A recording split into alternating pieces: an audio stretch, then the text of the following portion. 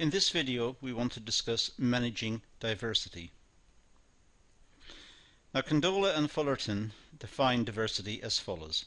They say it's the basic concept of managing diversity accepts that the workforce consists of a diverse population of people consisting of visible and non-visible differences, and is founded on the premise that harnessing these differences will create a productive environment in which everyone feels valued, where all talents are fully utilized, and in which organizational goals are met.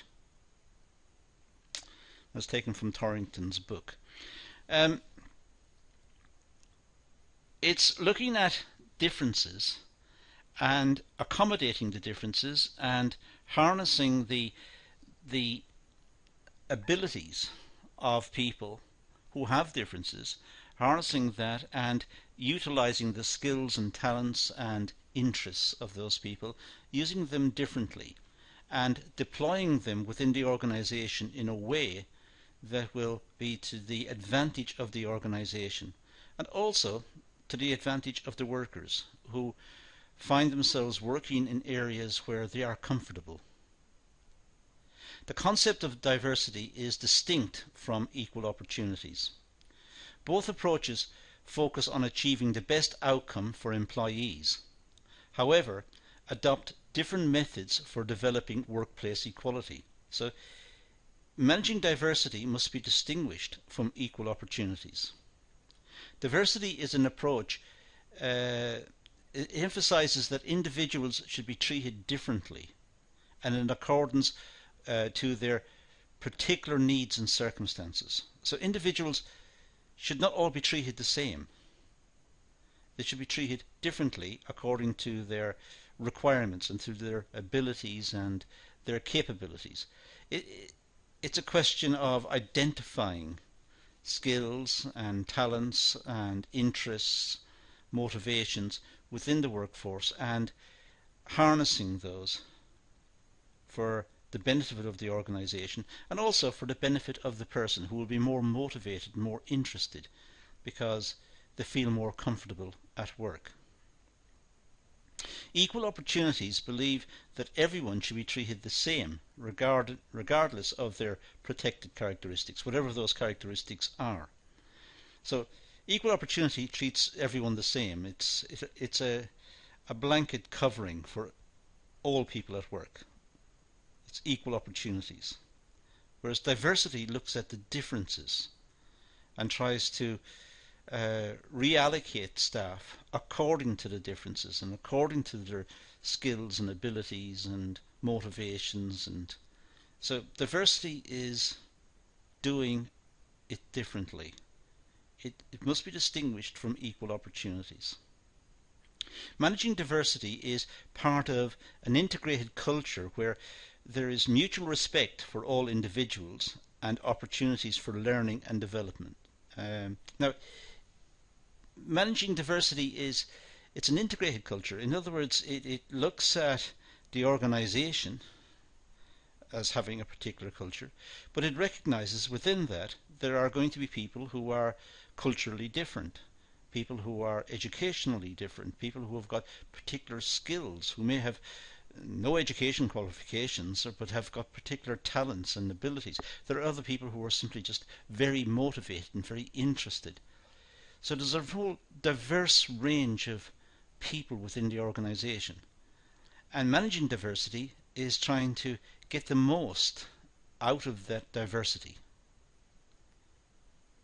Equal opportunities emphasize on treating everyone equal and avoiding discrimination. Equal opportunities is really focused on trying to avoid discrimination by treating everybody the same, treating everybody equally. All the individuals should have the same access to jobs regardless of their protected characteristics. So when work, particular jobs are required and when particular vacancies arise, then they should be made available to everyone. Equal opportunities. Diversity is looking at particular skills and abilities within the population recognizing that we are different. We have different capabilities, different backgrounds, different emphasis, different interests, and trying to harness that so that the organization benefits. The concept of diversity values individuals and understands that there are differences, such as personality, working and learning styles, individual needs and motivations. So this approach explicitly recognizes the differences and works towards accommodating the differences, but also perhaps benefiting from the differences. These factors do not correlate with equal opportunities, which focuses on gender, age and race equality, generally speaking. Equal opportunities is trying to avoid explicit, overt discrimination on the basis of gender or on age or on race. So it's trying to stop that sort of practice. Whereas diversity is looking at the skills and talents and the differences between people, and recognizing that people are different, and then trying to engage those people so that they will have more satisfaction from working, they'll have greater interest, more motivation, and the organization will benefit through better productivity, less absenteeism, more interest, perhaps better quality of the product. So, for example, offering specific training for certain groups of people may disadvantage other individuals who may have an interest in the training opportunities. So, with equal opportunities, training schemes should be offered to all, so as not to discriminate. But it also runs against the barrier that some people may not be interested. Some people haven't got that particular interest in that sort of development. Others may be very enthusiastic. So the managing diversity approach is recognizing the differences and using the differences constructively, whereas equal opportunities is the avoidance of overt discrimination simply on the basis of, say, gender or age or race. Now, managing diversity has become an important concept for best practice, and organizations embed diversity, such as acceptance of individuals' needs and differences. Well, people have individual needs and differences for all sorts of reasons. It may be cultural, it may be related to background or education, or it may be related to the community where they were brought up, or related to some aspect of their lives, and they will have differences. And managing diversity accepts that people will have these differences. But it may also mean that some people have particular talents because they have particular interests, and that may fit in with the requirements of the organization. Making available a range of communication methods for culturally diverse workforce. It could be people speak different languages. They're very good workers, but they just speak different languages. So accommodate the difference. Have some sort of translation service, or have instructions in different languages, so people clearly understand what's required of them. It's recognizing the differences, but in return the organization is getting a dedicated workforce who are interested and will apply themselves to completing the task. Working with employees to establish diverse family structures and responsibilities. When I say family here, we're really talking about the organization. We're talking about the groupings within the organization. We're talking about dependency. We're talking about perhaps the line manager being almost like a father figure, and or a mother figure indeed, Uh, we're talking here about the cascading down of responsibility. And those sort of structures, working with the employees to ensure that there is a clear delineation of responsibility and everyone knows exactly what's required of them. And indeed, some cultures who are very family orientated will understand these structures quite easily and will find it easy to work within those. They know what their responsibilities are, they know who they're reporting to, and they take it seriously. They take their engagement seriously because it fits exactly with their culture. There's also, it's necessary to recognize an aging workforce. For example, in the UK, we have an aging workforce.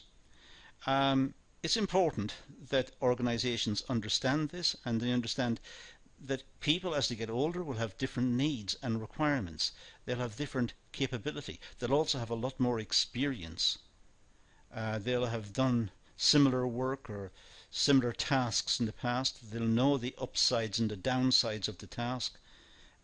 It's a question of the organisation making arrangements to accommodate these aging workers. Managing and encouraging career development and promotion prospects. Well, it's imperative that people have proper motivation at work, and part of that may be that they see themselves as capable of moving up the ladder, moving up and having some promotion perhaps. The promotion may require different sets of skills, and again, looking at individuals who have diverse skills, who have perhaps a range of skills, perhaps not ones that are easily recognizable within the overall workforce, perhaps ones which have to be examined in detail. Perhaps it would come out from a performance review exercise or detailed knowledge of a particular manager of his or her workforce. But within that, there may be people who will be identified who are ideally suitable for promotion.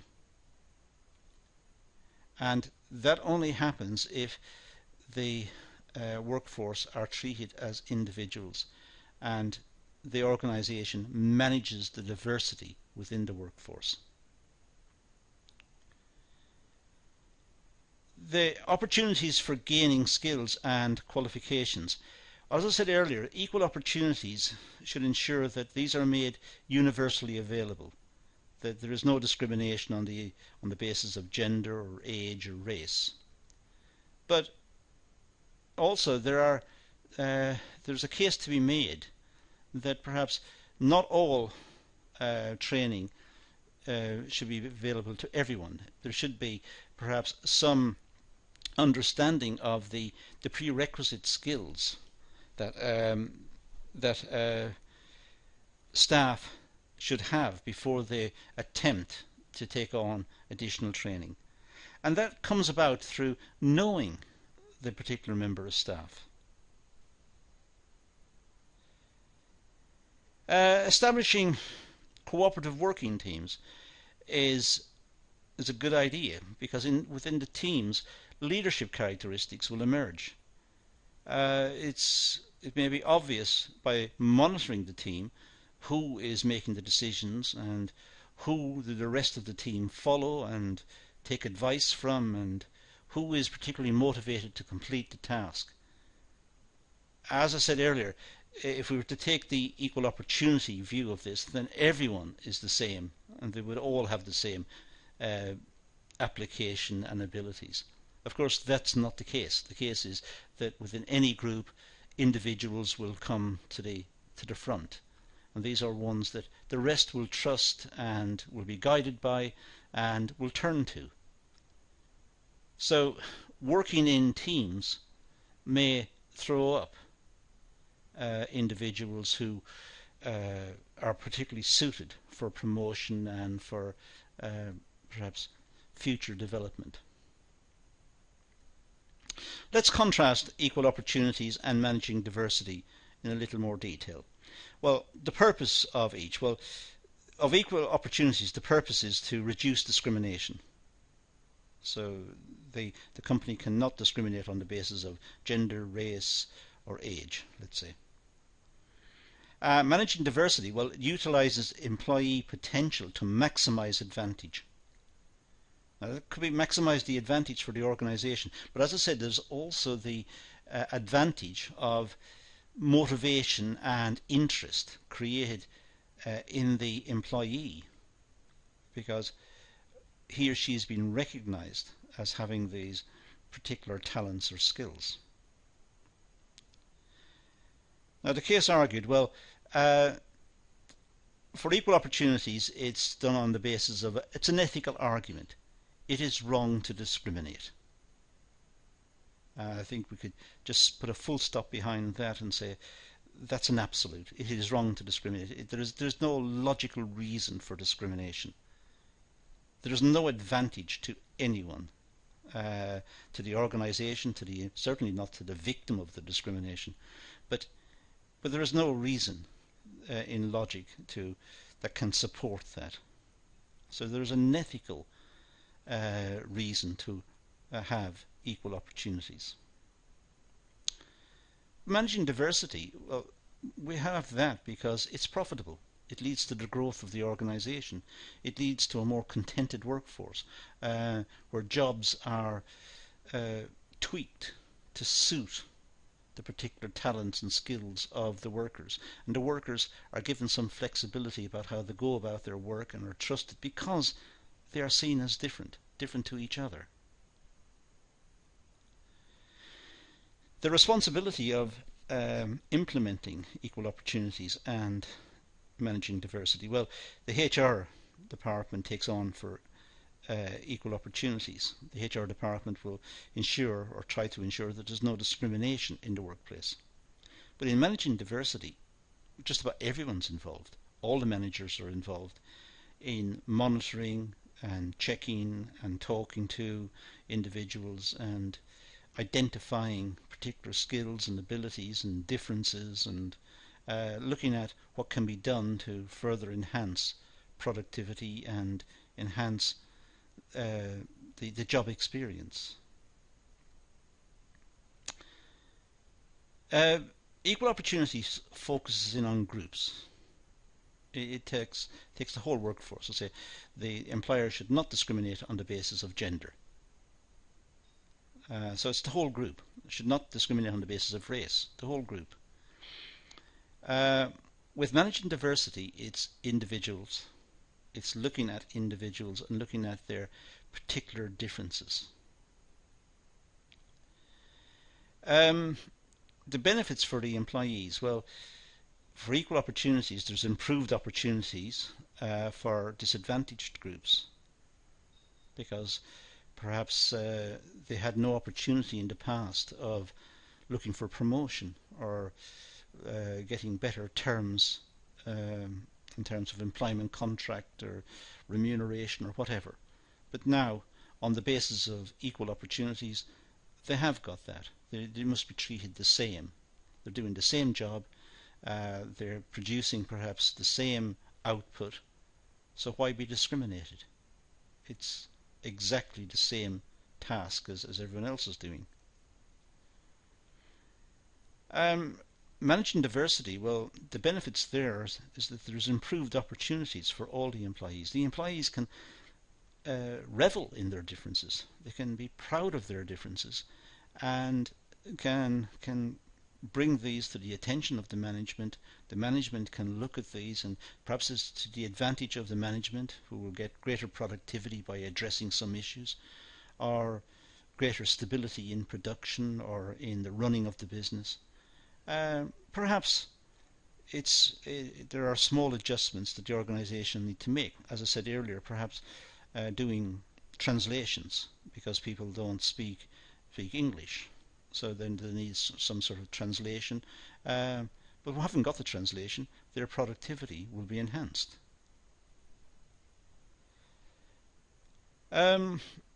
The focus of management activity in terms of equal opportunity is for recruitment.